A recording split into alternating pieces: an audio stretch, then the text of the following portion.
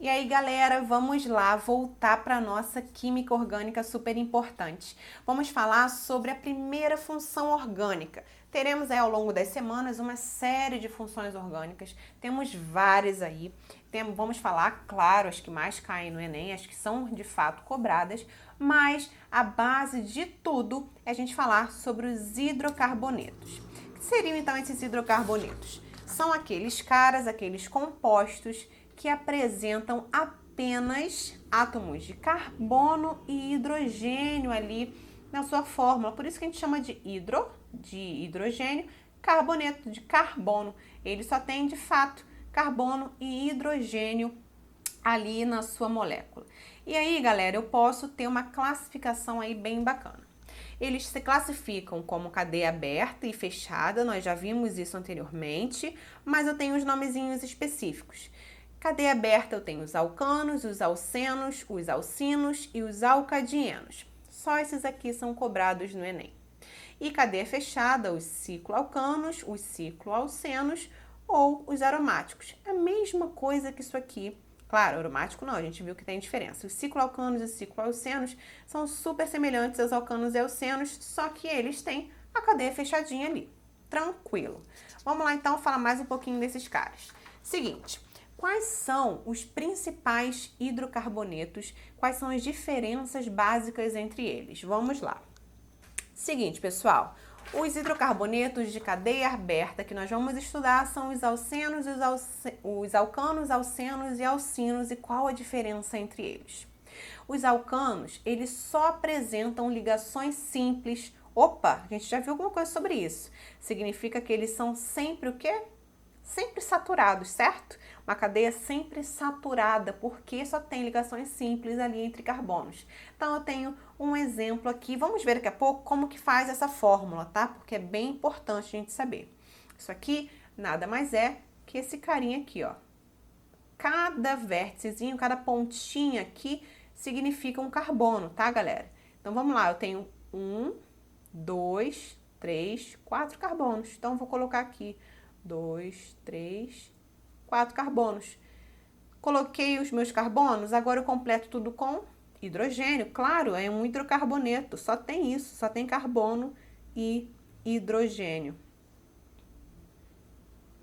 Mas nessa fórmula aqui, que a gente vai ver, que é a fórmula em bastão, eu não escrevo aqui os hidrogênios, beleza? Eles estão implícitos aqui. Aqui eu sei que eu tenho 2 hidrogênios, aqui eu tenho 3, aqui eu tenho 2, aqui eu tenho 3. Tranquilo? Isso aí tem que fazer bastante exercício para fixar, galera. Vamos lá. Alcenos. Alcenos são aqueles hidrocarbonetos que têm uma ligação dupla ali na sua estrutura. Então, tem esse exemplo aqui para vocês, ligação duplinha. E os alcinos, eles têm uma ligação tripla, exatamente. Então, nós temos uma ligação tripla aqui na nossa estrutura dos alcinos. Já na cadeia fechada, falando sobre os cicloalcanos, cicloalcenos e os aromáticos. A mesma coisa acontece lá. Os cicloalcanos são assim chamados quando só apresentam ligações simples, por exemplo, isso aqui.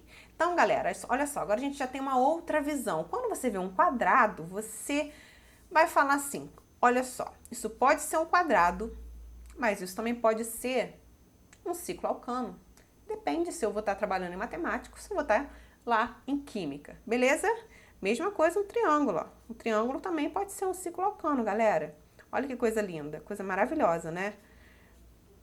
Um hexágono também. Tudo isso é cicloalcano, galera. Olha aí, geometria e química aí orgânica trabalhando juntas, juntinhas. Vamos lá. Cicloalcenos apresentam uma ligação dupla. E os aromáticos vão, então, obviamente, apresentar um ou mais anéis aromáticos na sua estrutura. Tranquilo, galera? Bem tranquilinha essa parte aqui. Agora, nós vamos falar um pouquinho sobre as propriedades desses hidrocarbonetos. O que esses hidrocarbonetos têm aí em comum? Isso aí pode ser questão também cobrada lá no Enem. Quanto à polaridade dele, nós podemos dizer que são apolares, exatamente, ou muito pouco polares, pessoal. Porque a gente tem lá carbono com hidrogênio, ou carbono com carbono. Então, pessoal, eu tenho cadeias longas ali, a gente já viu essa questão do momento dipolar, eu tenho ali, o meu momento de dipolo é igual a zero. Olha aqui, quem é mais eletronegativo? O carbono. Só que aí, ó, vai todo mundo lá para ele, no final meu momento dipolar é zero, então eu vou ter uma polaridade muito baixinha, então a gente já chama de apolar. Com relação ao ponto de fusão e ponto de ebulição, o que a gente pode dizer? Que esses pontos, eles aumentam conforme a massa molecular. Então, se eu tenho uma cadeia grandona, eu espero ter um ponto de fusão e um ponto de ebulição também mais elevados. Com relação à solubilidade, a gente pode dizer que eles são insolúveis em água. Isso até é lógico, porque se eles são apolares, eles não podem se dissolver em um solvente polar, que é a água, certo? Então, eles vão ser insolúveis em água, mas vão ser solúveis em solventes orgânicos apolares, beleza? Tranquilo. Com relação à densidade, eles são menos densos que a água, eles são uns óleos, galera, eles vão realmente ficar aqui na parte ali em cima, a aguinha vai estar embaixo e eles vão estar lá boiando, porque a densidade deles é menor do que da água. E a principal aplicação dos hidrocarbonetos, galera, são combustíveis. A gasolina tem uma série de hidrocarbonetos formando a gasolina, na constituição dela. Então, a principal aplicação é justamente nessa parte. Beleza, galera?